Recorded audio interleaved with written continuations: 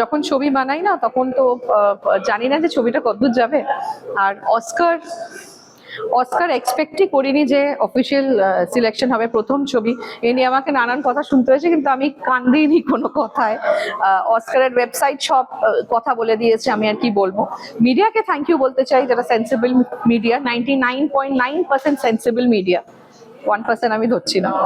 আর ছবিটা খুব স্পেশাল, কারণ বাচ্চাদের ছবি, আন্ডার প্রিভিলেজ বাচ্চাদের ছবি। সোসাইটিকে আমি দেখিয়েছি যে এত কজ আছে, কিন্তু এই কজটাই সব থেকে ক্রুশিয়াল। আর I am grateful to the Academy of Motion Pictures and Sciences, IFFI, আমাদের Indian Film Festival of India, International Film Festival of India, last year closing ডেতে এই ছবিটা দেখানো হয়েছিল, আর কান মার্শে। আর সবাইকে, আমার ফুল টিম মেম্বার্স সবাইকে আমি চাই, independent film makers, independent producers, ওরা আরো উঠে আসুক। আমি একটা RGB, দুটো RGB টিউব, একটা রিফ্লেক্টর আর একটা FX3 ক্যামেরা দিয়ে আমরা ছবিটা বানিয়ে ছবিটা এত দূর, অস্কার, মার্শে, ইফি, তিনটেরই লোগো আছে ছবিটার গায়ে। আর বাংলা ছবি ভালো তৈরি হোক, এটাই আমি চাই। প্রচন্ড জরুরি। আমি চাই সবাই ওয়েভস ডাউনলোড করুক, গুগল থেকে ডাউনলোড করে পুতুল দেখুক।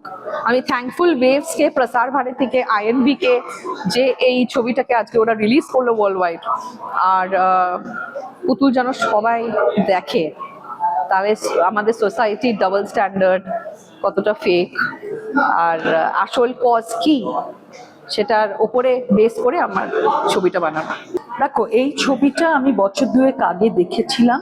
এটা বাচ্চাদের সমস্যা এবং প্যারেন্টিং এর সমস্যা, মানুষের মানসিকতার সমস্যা নিয়ে একটা ছবি, কিন্তু তার মধ্যে একটা গল্প আছে।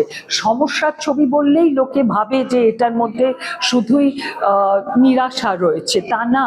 এটার মধ্যে একটা আশা রয়েছে, একটা অ্যাওয়ারনেসের প্রচেষ্টা রয়েছে।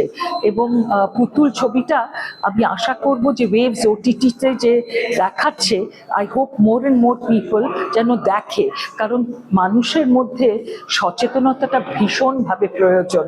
বাচ্চাদের প্রতি তাদের যে ধরনের মনোভাব, সেটাকে পরিবর্তন করার সময় এখন এসেছে। তবেই আমরা পরবর্তী প্রজন্মকে একটা জায়গায় নিয়ে যেতে পারবো, কারণ সময় পাল্টায়। আমার সময় যা ছিল আজকে তা হতে পারে না, এবং সেই পরিবর্তনটা কিন্তু এ ধরনের ছবি, এ ধরনের প্রেজেন্টেশনের মধ্যে দিয়েই পরিস্ফুট হবে। পুতুল ইন্দিরা ধরের বোধহয় প্রথম ছবি, কিন্তু মানে খুবই পরিণত একটি ছবি, এবং এটি অনেক জায়গায় গেছে, এমনকি অস্কারেও সিলেক্টেড হয়েছিল। সেই জন্য আমি বলবো যে it is something that is really admirable, যে ও কিন্তু খুব লড়াই করেছে এবং ও একটা সুন্দর অন্য রকমের ছবি তৈরি করতে পেরেছে। আরেকটা বিষয়, যখনই বাচ্চাদের কথা বলেছে তখনই একটু আসছে যে বাচ্চারা ভীষণ প্রতিবাদী হয়ে উঠছে এবং একটার পর একটা ড্রামা আসছে, এবং এই বিষয়টা নিয়ে কি বলতে চাইবে? এবং এই যে কিছুদিন আগে আমরা দেখলাম জেনজিদের প্রোটেস্ট, তারা ঠিক সেই রকম বাচ্চা নয়, কিন্তু তারা প্রতিবাদী হয়েছে কারণ তাদের আগের প্রজন্ম তাদের কথা বলতে দিয়েছে। আমার ছেলেও, সেও এখন জেনজি, সেও কিন্তু, বা মিলেনিয়াম বলতে পারো, সেও কিন্তু নানান বিষয় প্রতিবাদ করে। প্রতিবাদ শুধু আজকের সন্তানরা করে না, প্রতিবাদ আমাদের যখন স্বাধীনতা সংগ্রামে কিন্তু ওই তখনকার জেনজি প্রতিবাদ করেছিল, তারাই কিন্তু গর্জে উঠেছিল। এবং এই প্রতিবাদ করাটা এখন একেবারে ছোটবেলা থেকেই বলা দরকার, যে বাচ্চাদের সব সময় চুপ করিয়ে দেওয়াটা ঠিক নয়, তাদের নিজের কথা বলতে দেওয়া দরকার। বাংলার এরকম একটা ছবি সারা পৃথিবী দেখছে, এবং অবভিয়াসলি এটা এখন OTT-তেও এসে গেছে, সবাই ডাউনলোড করতে পারে। And I'm so very proud of Indira. Indira আমাদের একটা খুব উজ্জ্বল, এবং I think we are working. Yes.